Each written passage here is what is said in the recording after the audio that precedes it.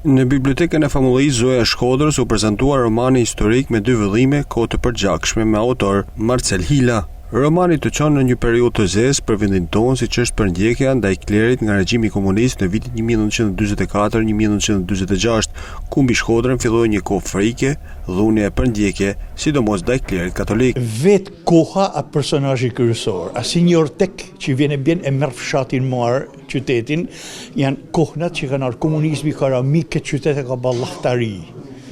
Pra kja është e arsyeja. Libri është i madh se ka shumë personazhe, djaj dhe viktima. E kanë hap gropa gjakut. Sot atë dhjetori pushkatimit 7 pafajshëmve. Ata që kanë lind sot 46 nuk i di janë gjallë, kush është gjallë. Kjo është një ngjarje e vorrosur. Jam lodh shumë për me e zjarr e për me kallëzu si është e vërteta. E vërteta është se minimalisht, pa të Gjën Shllaku, pa të Fausti, pa të Dajani, janë krejt viktimat pafajshme. Autori i librit tregon se në zbulimin e fakteve është referuar në arkivat e ish-ministrisë së punëve të brendshme të saj kohe. Kam gjetë mjaft historinë, po kryesisht është dosja 1068 që është në arkivin e ish-ministrisë punëve të brendshme.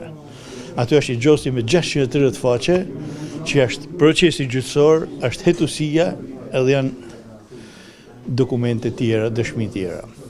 Në këtë libër, autori nuk rrëfen vetëm historinë, por ringjall kujtesën dhe prek në plag që akoma nuk janë mbyllur. Aja që nullën gatë që kanë hërë bomba, të që hallin të tërkonë që bëjnë akte terroriste, kanë të përgjashme në kanë këtu.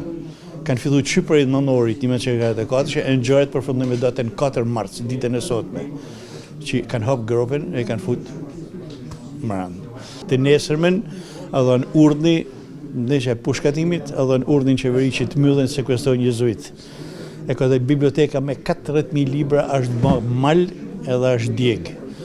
Janë marrë gjithë orendinat, i kanë sekuestruar gjitha çka kanë kënë, në gjithë Shqipërinë, ku janë kanë edhe në Tiranë, edhe këtu në Shkodër.